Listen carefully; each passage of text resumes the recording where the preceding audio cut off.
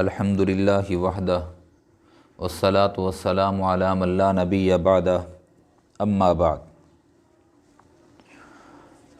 موجودہ حالات اگر دیکھے جائیں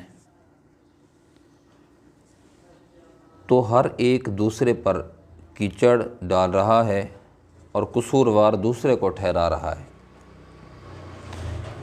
کہ مہنگائی کا سبب فلاں جماعت ہے، بدامنی کا سبب فلاں جماعت ہے، ملکی نقصانات کی وجہ فلاں بندہ ہے، فلاں جماعت ہے۔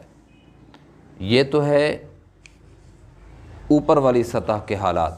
اگر نچلی سطح کے حالات دیکھے جائیں تو عام طور پر گھریلو جو معاملات ہیں اس کے اندر بھی ایک دوسرے پر کیچڑ اچھالی جا رہی ہے، ایک دوسرے پر الزام لگائے جا رہے ہیں کہ ہمارے بگاڑ کا سبب، ہمارے نقصان کا سبب، ہمارے مسائل کا سبب فلاں آدمی ہے، فلاں نے تعویذ کر دی ہے، فلاں نے جادو کر دیا، فلاں نے یہ کر دیا، فلاں نے وہ کر دیا، فلاں نے نقصان کر دیا، فلاں نے یہ کام کر دیا۔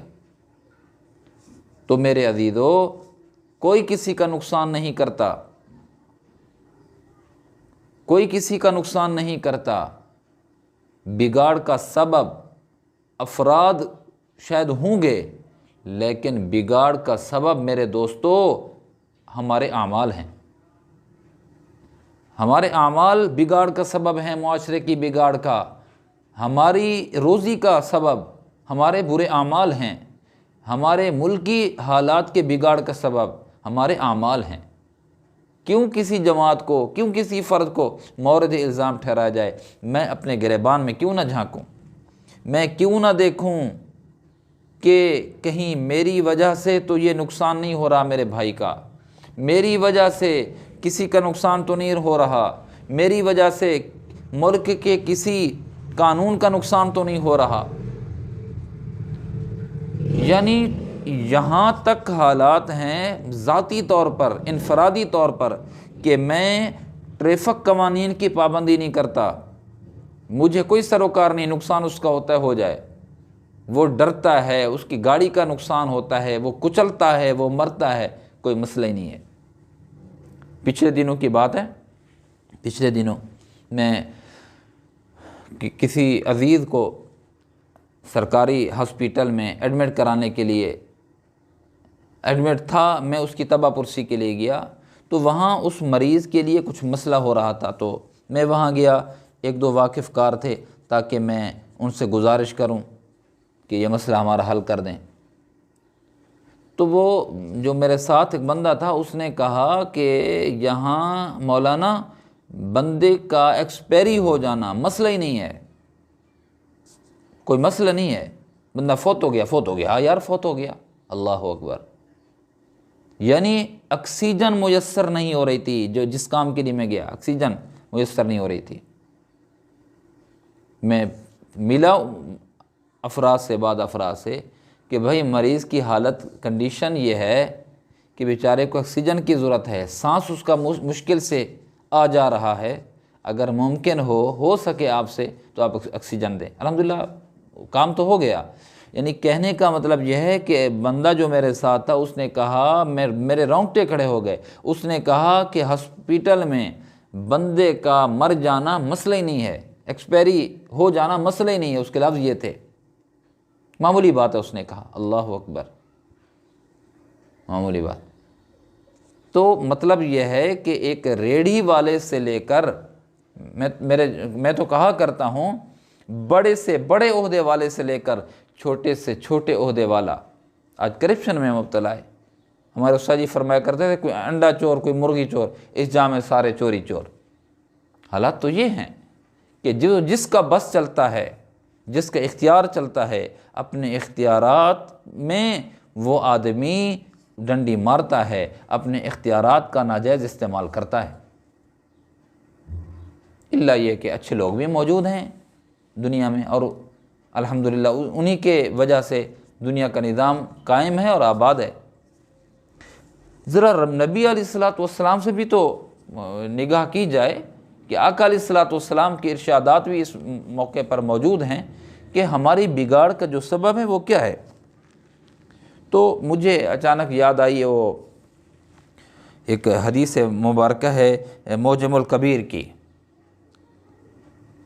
تو اس کے اندر ایک حدیث ہے حضرت عبداللہ ابن عباس رضی اللہ تعالیٰ عنہما کی حوالے سے ہے کہ آقا علیہ الصلاۃ والسلام نے ارشاد فرمایا کہ 5 باتیں جو ہیں وہ 5 باتوں کے بدلے میں ہوتی ہیں۔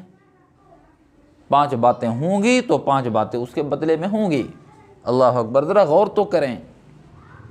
ایک بات تو آقا علیہ الصلاۃ والسلام نے یہ ارشاد فرمائی تھی، جب لوگوں میں بے حیائی پھیل جاتی ہے، بے حیا ہو جائیں گے تو ان میں طاعون کی بیماری پھیل جائے گی، آقا علیہ الصلاۃ والسلام نے فرمایا۔ اور ایک اور فرمایا کہ جب لوگ اللہ رب العزت کے احکامات چھوڑ دیں گے اور غیر اللہ کے احکامات پہ عمل کرنے لگ جائیں گے تو نبی علیہ الصلاۃ والسلام نے فرمایا تو اللہ رب العزت ایسے لوگوں کو فقر اور تنگ دستی میں مبتلا کر دیں گے۔ اور تیسرا نبی علیہ الصلاۃ والسلام نے فرمایا جو لوگ بدعہدی کرتے ہیں، عہد کی پاسداری نہیں کرتے، وعدے کی پاسداری نہیں کرتے، بدعہدی کے مرتکب ہوتے ہیں، تو اللہ رب العزت ان کے دشمنوں کو ان پر مسلط کر دیں گے۔ اور آقا علیہ السلام نے فرمایا کہ جو لوگ زکوٰۃ ادا نہیں کرتے، ڈنڈی مار جاتے ہیں، زکوٰۃ نہیں دیتے، آقا علیہ السلام نے فرمایا ان پر بارشیں روک دی جاتی ہیں۔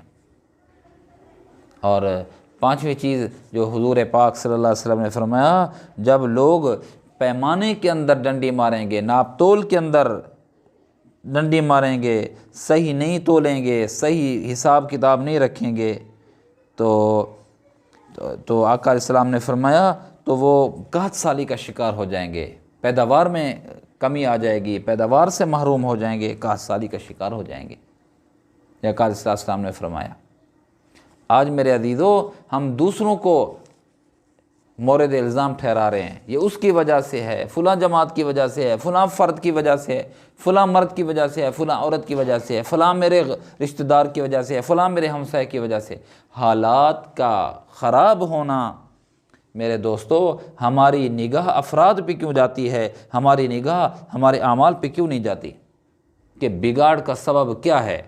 آقا علیہ الصلاۃ والسلام، چلو وہ باتیں تو چھوڑو جو میں نے عرض کی ہیں، آقا علیہ الصلاۃ والسلام کا جو فرمان میں نے آپ حضرات کے سامنے ذکر کیا ہے، اس کی روشنی میں اور آپ ذرا دیکھیں، کیا ناپ تول کے اندر کمی نہیں ہو رہی؟ بے حیائی عام نہیں ہو رہی؟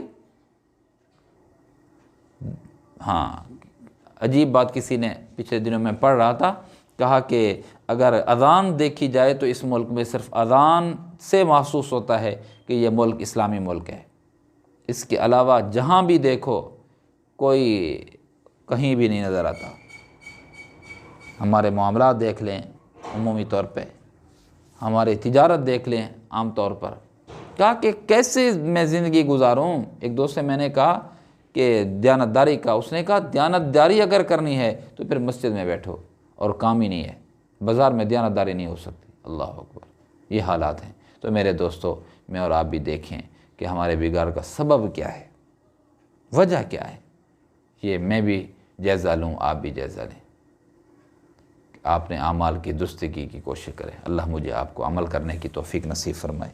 وآخر دعوانا ان الحمد للہ رب العالمین۔